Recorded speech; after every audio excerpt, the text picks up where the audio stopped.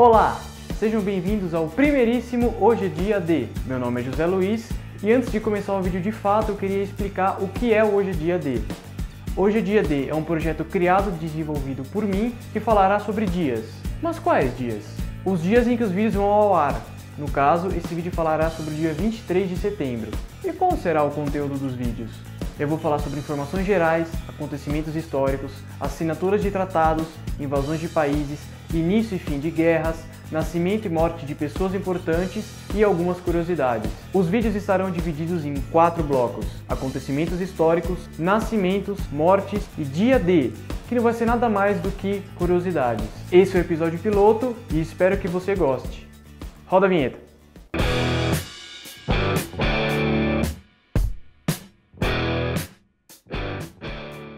Hoje é dia 23 de setembro, do 166º dia do ano.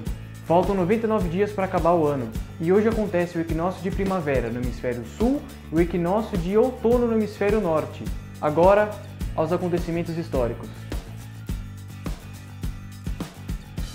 No dia 23 de setembro de 1122, o Papa Calixto II resolve a questão das investiduras por meio da Concordata de Worms, marcando o início da supremacia papal sobre a imperial. A questão das investiduras foi o conflito mais significativo entre Igreja e Estado na Europa durante a Idade Média.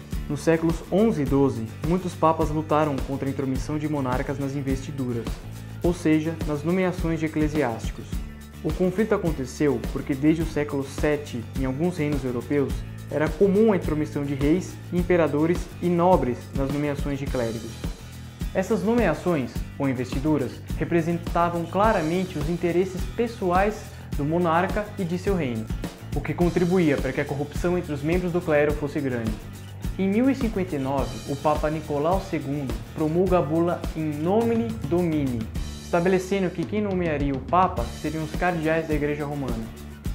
No entanto, a influência da monarquia ainda era muito grande, e o Sacro Imperador Romano precisava aprovar a nomeação. Em 1703, Hildebrando da Toscânia inicia a Reforma Gregoriana e decreta que só o Papa podia nomear ou destituir os clérigos. Nessa mesma época, Henrique IV já havia nomeado seus próprios bispos, muitos deles proibidos de exercerem suas funções religiosas por simonia, prática ilegal de venda de objetos sagrados. Henrique IV reagiu e depôs Gregório VII através de uma carta. Em seguida, elegeu um novo pontífice. Foi aí que começou a questão das investiduras. Ela continuou por várias décadas, com cada papa tentando diminuir o poder imperial e lutar contra a simonia. O conflito só foi resolvido definitivamente através da Concordata de Worms, também conhecida como Pactum Calixtinum, assinado em 23 de setembro de 1122. Ela dava ao Papa a investidura espiritual e ao Imperador a investidura temporal. Em 1846, Johann Gale, astrônomo alemão, juntamente com Urbain Le Verrier, descobre o 8º planeta do Sistema Solar, Netuno. Ele já havia sido observado 2 vezes por Galileu, mas como ele havia considerado o planeta uma estrela fixa, a descoberta de Netuno não foi acreditada a ele. Após anos de tentativas de cálculos e desistência de alguns astrônomos, Le Verrier persuadiu Gale a procurar o planeta com um refrator do telescópio. Com a ajuda de um estudante do observatório onde trabalhava, e cruzando informações de um gráfico desenhado por Verrier com o céu daquela noite, Gale descobriu o planeta. O nome Netuno foi escolhido por causa de sua cor azulada, que lembra o mar. Como os outros planetas já haviam sido nomeados com o nome de deuses, o nome do planeta foi escolhido da mesma forma que os outros, baseado na mitologia grega, recebendo então o nome do deus dos mares, Netuno. Na mitologia romana, o deus dos mares é conhecido como Poseidon. Em 1913, o aviador francês Roland Garros efetuava a primeira travessia aérea do Mediterrâneo. Em 9 de março de 1912, juntamente com Eduardo Pacheco Chaves, cada qual pilotando seu próprio avião, Roland realizou a primeira viagem aérea São Paulo-Santos-São Paulo. Na época, o governo do estado oferecia um prêmio de 30 mil réis ao primeiro que conseguisse essa façanha. Mas sua fama só vem mesmo depois do fatídico dia de 23 de setembro de 1913, quando realizou a primeira travessia a bordo de um avião do Mediterrâneo, em 7 horas e 53 minutos. Ele partiu de Fréjus, na costa litorânea da França, e pousou em Bizerte, na Tunísia.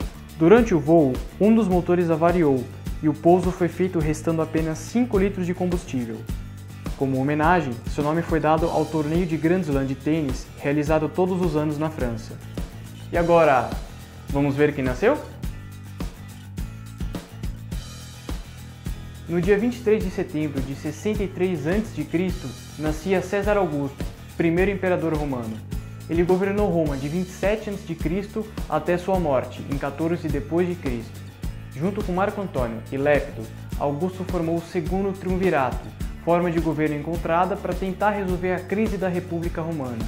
Entretanto, como o poder na mão de muitos gera conflito, o segundo triunvirato foi logo desfeito. Lépido foi exilado do cargo e Marco Antônio e Augusto dividiram o território romano entre eles. Após algumas reformas políticas, Augusto se tornou o primeiro imperador romano. Durante seu reinado, Roma passou por um grande desenvolvimento econômico baseado no uso da mão de obra escrava e em colônias agrícolas. Foi ele o autor da famosa política do pão e circo, usada para controlar as massas. Todas essas políticas garantiram a estabilidade do império e esse período estável ficou conhecido como Pax Romana. Em 14 d.C., Augusto morre, supostamente envenenado por sua esposa. Em 1788, nascia Bento Gonçalves, político e militar brasileiro. Ele foi um dos grandes líderes da Revolução Farroupilha, que buscava a independência do Rio Grande do Sul do Império do Brasil. Em 1829, foi nomeado por Dom Pedro I coronel de Estado-Maior pelos serviços prestados entre 1825 e 1828, em campanhas que terminaram com a independência do Uruguai.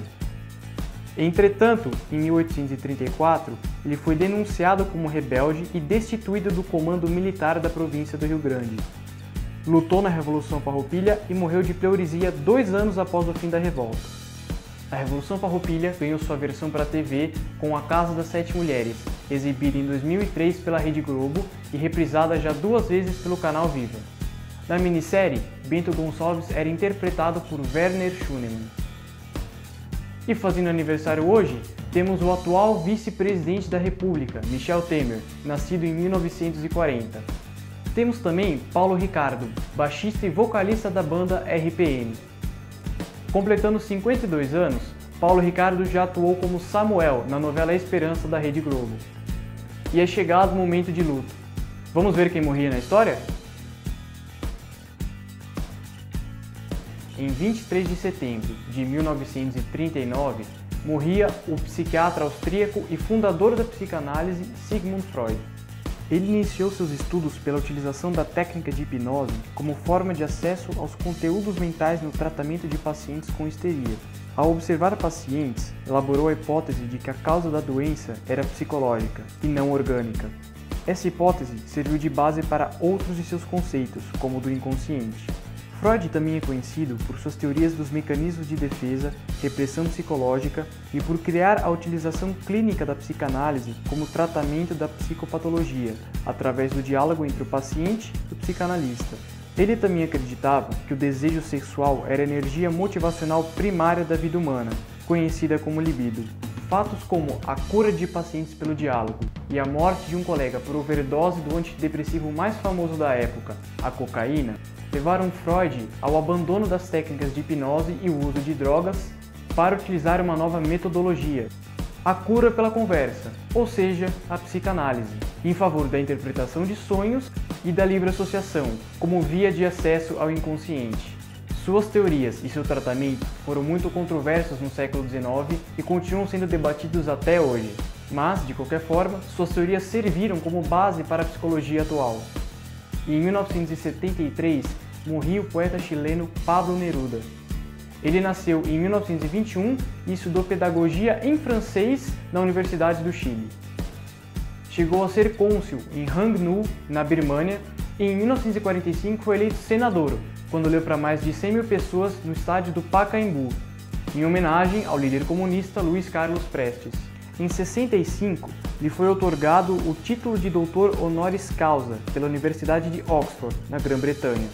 Em 71, recebeu o Nobel de Literatura e foi convidado por Salvador Allende para ler para mais de 70 mil pessoas no Estádio Nacional do Chile. Morreu em 23 de setembro de 1973, de câncer na próstata. Está enterrado em sua propriedade particular em Isla Negra, em Santiago, capital do Chile. E hoje é dia do quê?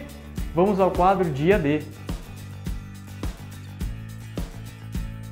Hoje é dia da celebração bissexual, celebração que acontece em resposta aos preconceitos e marginalização de pessoas bissexuais. Na Universidade de Princeton, nos Estados Unidos, esse dia é comemorado no centro LGBT da faculdade. O destaque da festa são biscoitos feitos de açúcar no formato da bandeira do orgulho bissexual, essa aqui. O dia também é celebrado na Alemanha, Japão, Nova Zelândia, Suécia e Reino Unido. E hoje também é o Dia Nacional do Sorvete. Em 2002, a ABIS instituiu esse dia para que a comemoração fosse feita. Isso porque é a partir de hoje que as temperaturas começam a aumentar, já que está começando a primavera, e consequentemente as vendas de sorvete também aumentam. Um sorvete ia bem agora.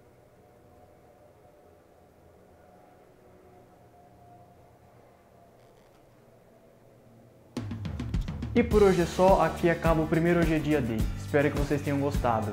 Não se esqueçam de se inscrever no canal para não perder nenhuma atualização, dá joinha aí embaixo porque não é fácil fazer isso sozinho, adicione aos favoritos e divulguem para os amigos.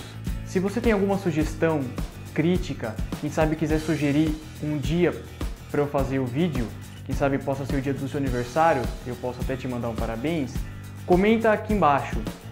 Ah, e não se esquece de curtir nossa página no Facebook e me seguir no Twitter. Os links vão estar aqui embaixo na descrição. Obrigado pelo carinho, pela atenção, pela audiência, um forte abraço e até o próximo Hoje é Dia D.